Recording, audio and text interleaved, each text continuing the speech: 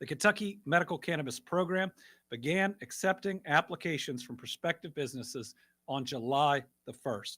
The application period closed this last weekend on August 31st, and today I can share some of the incredible success of the first ever medical cannabis licensing round and also flag some of the challenges that we're going to have to address in the coming months.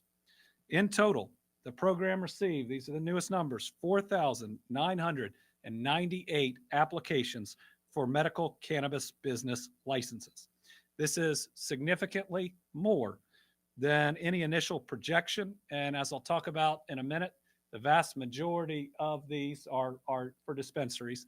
And the vast majority of those applications came in really in the last 24, if not 48 hours before the deadline. I'm excited to share the incredible interest this program's received from small businesses through all license types. These applications, the breakdown included 239 cultivator tier 1 applications, 190 cultivator tier 2 applications, 155 cultivator tier 3 applications, 333 processor applications, 5 test lab applications, and 4,076 dispensary applications.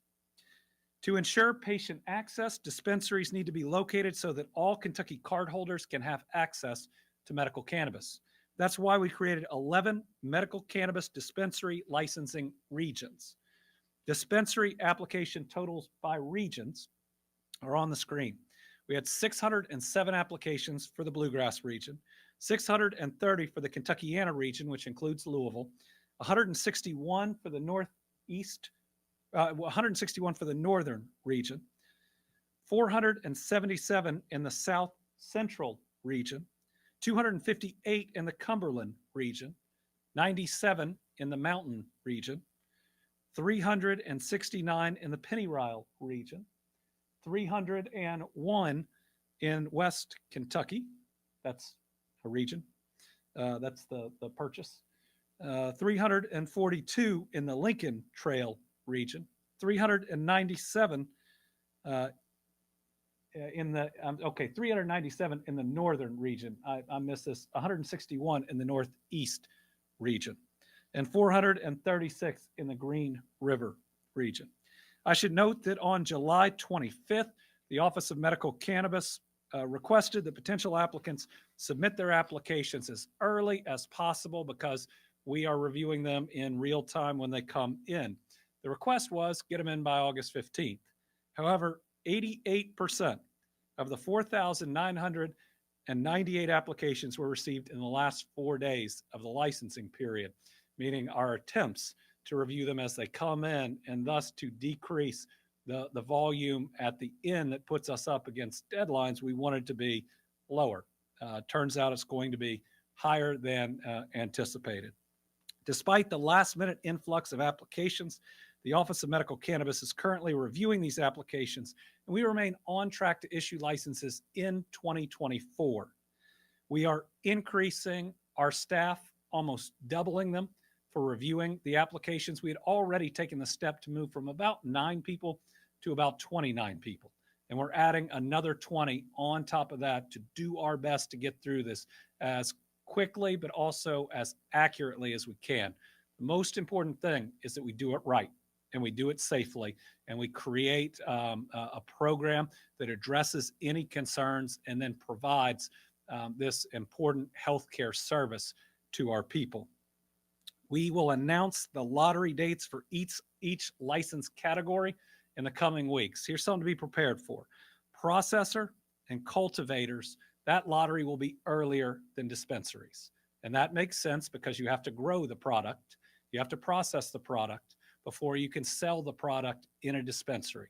So our first goal is to get through all of the cultivator and the processor applications to determine the total amount that meet the requirements. There is a cure period in it where people can amend their applications if there is an issue, and then to get that lottery done first.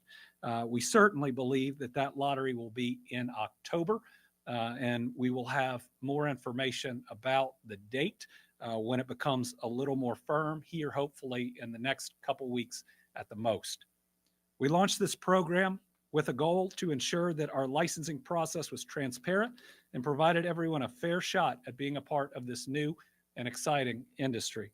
Today, the results are clear. There is incredible, if not overwhelming, interest, especially among Kentuckians.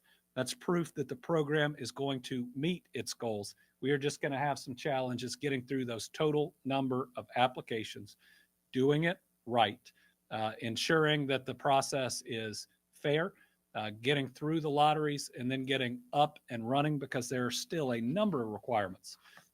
Once someone gets, say, a dispensary license, about how we have to inspect the premises and go through a number of other steps. So we are working hard. We're going to get this done.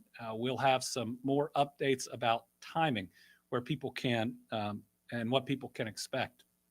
If we believe that there are going to be concerns about the availability of product, my plan is to leave the executive order in effect, which would allow people under certain very specific conditions to secure product from Ohio, which has opened up its programs, and other states, but again, under those very limited conditions.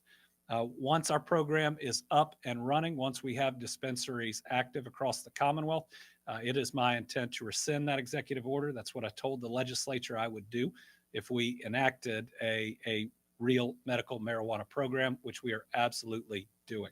So we look forward to providing more updates to you, to the legislature. This is one where we're going to get it right. It's going to take a lot of work to get it right, but we're going to get it right.